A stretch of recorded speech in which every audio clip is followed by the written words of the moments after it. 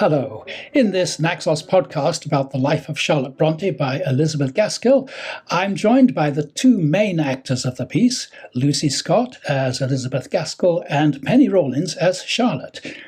I say the two main actors because this new recording of the biography involves a number of other actors reading the numerous letters from the many different characters in the book.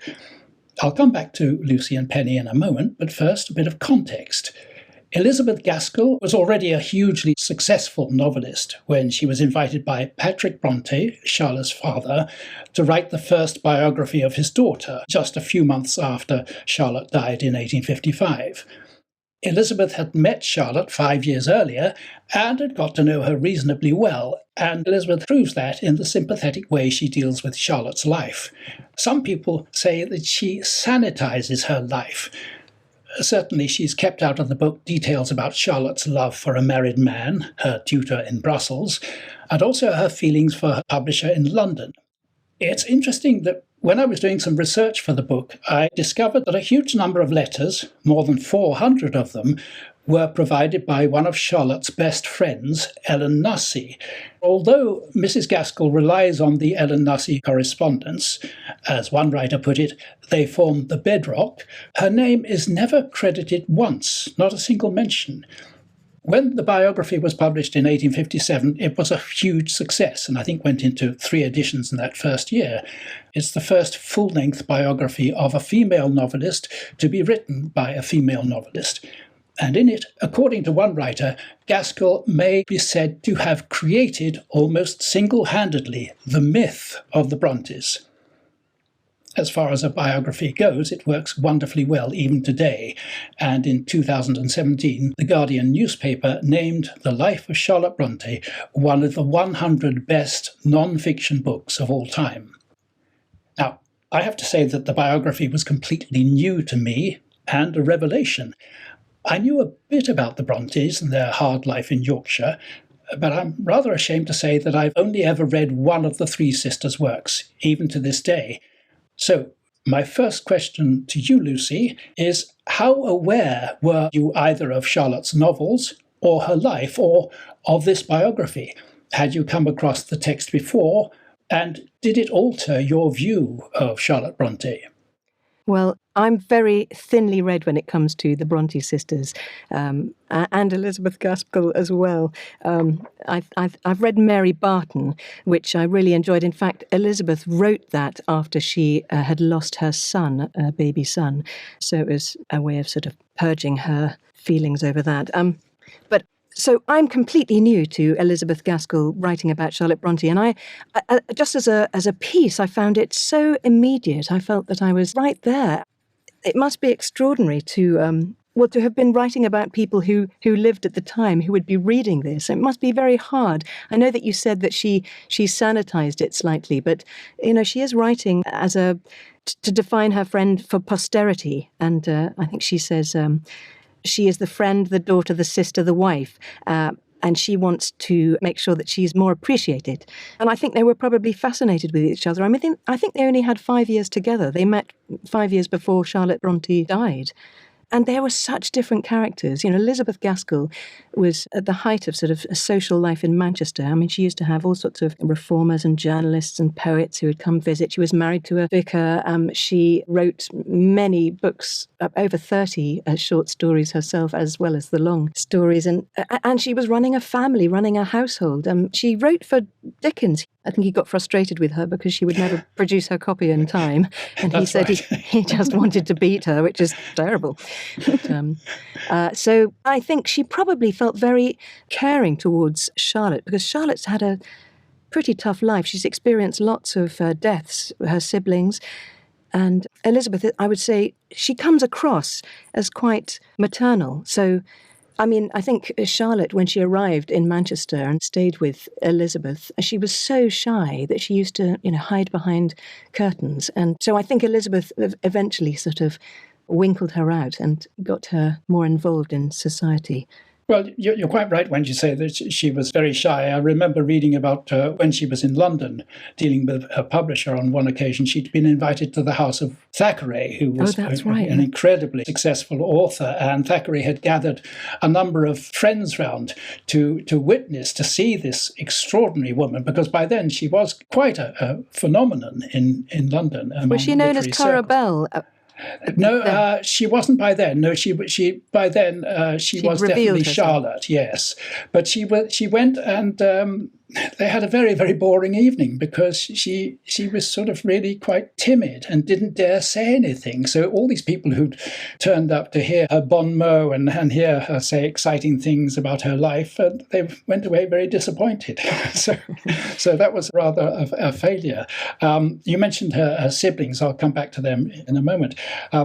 I always think that any book should stand up on its own. And I think one of the great strengths of this biography is how cleverly Mrs. Gaskell uses the letters from the various characters. And it is, you as Elizabeth Gaskell in the recording, you weave these letters in and out so seamlessly. So there are letters from her friends, her publishers, her critics sometimes, people like the poet laureate Robert Southey, for instance. And she seamlessly weaves them into her narrative. It's almost as if she were writing a radio program. And thank heavens it's without the need for footnotes or endnotes. Yes, that's true. Unlike many biographies, it's wonderfully fluent and fluid. It's very easy to She wrote it in a remarkably short period of time as well. I think it was just over a year or 15 months. Yes, very, very quick, because Charlotte died, and 2 months later, the father asked Mrs. Gaskell to write it, and then it came out 2 years later. So by the time, it was probably about a year in the writing, which is very quick to gather up all that material, Absolutely. all those many letters. And it, as I say, is so seamless that it's very easy to pick up and put down. And especially in the recording, it's different actors and many different voices give it plenty of flavour. And I was thinking, as I'm getting ready for this podcast, it's the sort of perfect audiobook for listening to while travelling, because you can start again where you left off. So, Penny, I'd just like to come to you now. The same questions to you. Had you any previous experience of Charlotte's novels or of this particular text? And if so, does it echo any impressions you might already have formed about Charlotte? Well, I have to sort of echo what Lucy has said, in that I didn't know too much about Charlotte or her other sisters before doing this. I had read Jane Eyre and also was in The Professor in a BBC radio drama. Just after drama school, I was played a small part in that. So I knew of those two, but other than that, I didn't know her particularly well. So I wasn't coming to this project with too much of an opinion beforehand. So it was kind of nice to get to know her through this work.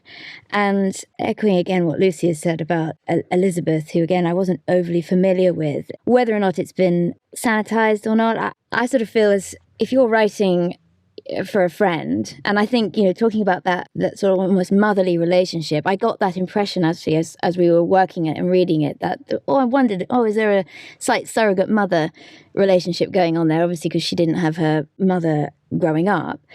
So I think that's quite an interesting relationship. And isn't it quite natural that if you have this close relationship with somebody and you're asked to do this, monumental task, and I think beautifully done, then surely you would want to show respect and care for her posthumously in the work that she puts together with these letters.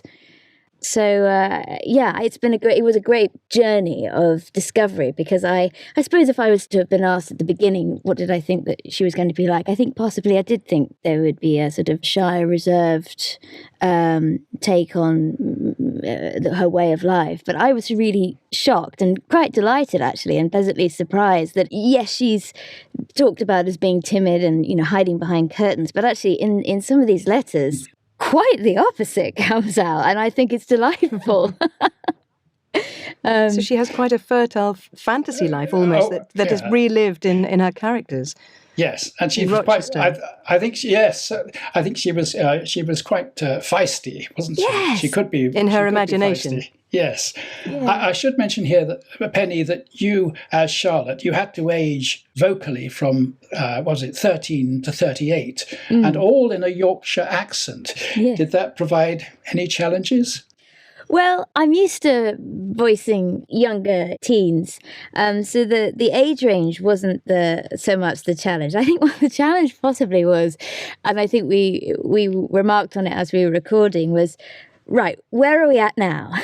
Is she 16? Is she 17? Sort of marking That's as we go, because it is a subtle change. If you hear somebody when they're speaking at 13 to when they're speaking at 38, you're going to hear the difference. But this was a much more gradual journey. So that was more the challenge in terms of where are we at right now, and also like a 13-year-old of 2024, and of course it's present in the text, but the whole, I think the way in which we speak and everything is much more different, obviously, now than to back then. So I think that's also something to bear in mind, and obviously guided one in terms of the finding the right voice for the right section of the books and stuff. Yes, and the Yorkshire accent. Well, I know you're proficient at so many accents, so that wasn't a problem for you at all. No, but funnily enough, I don't know why, but I was for some reason surprised about the Yorkshire accent. I don't know why, because that's where she grew up. But when I'd sort of thought about Charlotte Brontë and the Brontes, I'd never thought about the Yorkshire accent before until we actually did this, and thought, oh yes, of course. Although the father was from Ireland. It was from Ireland, but then he moved to Cornwall, and eventually he moved to Yorkshire. So he'd been away from Ireland for quite some time. And it does say in the biography, actually, that he spoke with an English accent. So it's a little bit strange that, there was certainly no sound of Ireland in him at all, or even Cornwall. Now, Lucy, you mentioned that Charlotte and Mrs Gaskell were very different characters, and I think Charlotte really enjoyed having the older woman as a friend and correspondent. And she once wrote, I got a note here, "Thank you for your letter. It was as pleasant as a quiet chat, as welcome as spring showers, as reviving as a friend's visit. In short, it was very like a page of Cranford." Written shortly after the two women met. Cranford was one of Mrs Gaskell's best sellers. Yes. I did. I saw the film, the BBC adaptation of that. It was wonderful, wasn't it? It was a community run by women, Yes. and the central character is a middle-aged woman, which is quite unusual. Yes. Yes. At the time. Well, I think actually Mrs Gaskell's, every single one of her books has been made into television serials. Including Wives and Daughters, which is her final one, which she never completed. I have to say that I live just down the road from the house she bought. It's called The Lawn. It's in Hollybourne, which is in Hampshire. And she bought it for £270 without telling her husband, Will Gaskell. And she took out a loan for £100, and she thought that using the 4 acres of land to harvest hay would pay back the money that she'd loaned. But actually it didn't work out that way, and it turned out to be quite an unlucky house with 3 of the following tenants all dying as well, because she ends up having a heart attack in the very house she just bought. Oh, that's right. Yes, yes. That's right, the year after she bought it. Yes. Yeah, talking. Yes, that's right. Discussing Wives and Daughters, and then she falls into the arms of I can't remember who she's talking to, but she dies very, very quickly. So the novel, her last novel, I think they have to imagine how it will end. But well, that's what scriptwriters are there for. Yeah. But I've got another little quote here, because writing about Mrs Gaskell, Charlotte commented that she was a woman of whose conversation and company I should not soon tire. She seems to me kind, clever, animated, and unaffected. However, she also noticed Mrs Gaskell's need to weaken and infantilize her. She once wrote to her publisher, George Smith, that Mrs Gaskell seems determined that I shall be a sort of invalid.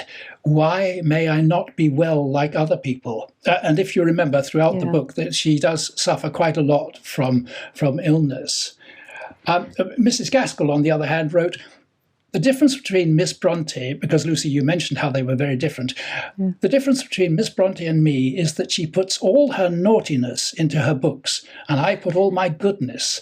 I'm sure she works off a great deal that is morbid into her writing and out of her life. Yes, she probably purges by writing all of her fantasies. She probably gets it out of her system in her real life. Yes, I think so. Yes. Yeah. Which brings me to Charlotte's life, which is certainly a difficult one, living in what was a fairly remote part of Yorkshire and in that house with that father and with their brother. Now, originally there were 5 girls. 2 of them died very young. Then the mother died, and the remaining 3 sisters, Charlotte, Anne and Emily, were brought up by their austere and rather humourless father. And at the same time, they shared the house for some of the time with their difficult brother Branwell. The 3 sisters had from an early age been writing together. Then they branched out on their own. But as we've mentioned, when they eventually sent their manuscripts to publishers, they did so under pseudonyms. You mentioned that Charlotte became Currer, Anne became Acton, Emily became Ellis, all of them 3 masculine names, and all of them under the invented family name of Bell.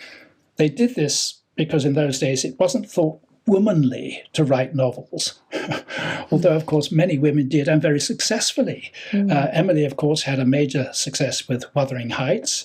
Anne was also successful with her novel Tenant of Wildfell Hall. For a time, some critics suspected that they were women, while in America it was thought that the novel by the 3 sisters were actually written all by the same person. Eventually, of course, The Secret came out, and Charlotte was acknowledged as a woman writer. Sadly, although the 3 sisters were highly successful, life was still hard. Branwell, the brother, died in 1848. Emily died the same year when she was 30, and Anne the following year at the age of 29. From then on, Charlotte was on her own, apart from her father. And it's interesting the way that Mrs Gaskell, right through her biography, deals with the deaths in relation to Charlotte's life. When she began writing the biography, Mrs Gaskell was very keen to honour her as a woman, separate from her character as an authoress. So, Lucy, you as Elizabeth Gaskell, do you think she succeeded in honouring her as a woman? Did you feel sympathy with her task, or did you find yourself questioning anything, the way that she dealt with her? No, I don't. I think her maternal instinct would come out towards Charlotte, being a little bit younger. I think she was 6 years younger, but she also probably looked on Charlotte's life as being incredibly hard, with a lot of grief and a hard father. She also, Elizabeth, had a lot of tragedy in her life. I mean, she lost her mother very young, and she went to live with her aunt. She also had a brother, John, who disappeared in India when she was 17 years old. And she also, as I said, lost a son. She ends up having 4 daughters, but she lost her baby son. So she probably feels huge sympathy. And I think she was, certainly in the book, she really seems to honour her and to present a very clear picture. That's why I said earlier about the immediacy of it. When you read it, you really feel that you're there, that you're experiencing a very current experience of Charlotte. I mean, I didn't know much about Charlotte, but I really feel like I know her so well now through this book. Yes. Yeah, and Penny, how do you feel about the way Mrs Gaskell treated you? Fairly or unfairly? As I mentioned, she did leave out a lot of your very interesting, colourful life. Was that fair to her? She is addressing a Victorian audience, I just must say that. Absolutely. So I think she's very aware. I think to reveal everything and her fantasies would probably not serve her very well to a Victorian audience. Yeah, that goes back to what I was saying earlier, that, there was a friendship there and probably a feeling of protection. And I think there's looking out for that. And sorry to say this, but does one really need to know some of that other private stuff, I suppose a biography is always going to have a slant. I think it's very hard not to have some sort of an angle. And I think it's perfectly understandable that some of these things were left out, because I don't think that was the purpose of the publication. But in terms of her honouring her as a woman, I think she massively does. And I was really struck, actually, by reading this and recording it. I thought, gosh, I really want women now, and I want young women now to hear this and read or listen to what Charlotte says, because I think she's a woman of now in terms of her attitude towards life, and incredible. If there was one word I could sum my whole experience of it, my observation of Charlotte in this book, was of resilience. My God, the amount of stuff that she had to endure, and there's very little complaining, if anything, if any, that comes out in this book. It's so resilient, considering what she had to deal with on the home life, and still, you know, in that day and age where women were not encouraged to write, and I found her whole attitude towards men and marriage rather delightful, being almost sometimes a bit scathing about women seeking to have a husband, and she's really celebrating the unmarried woman, the woman that doesn't depend upon a man and goes and follows her dream. And, you know, I'm not quoting her there, but that was the feel that you got. And I thought, God, this is such a great role model for now. You know, she's a great feminist.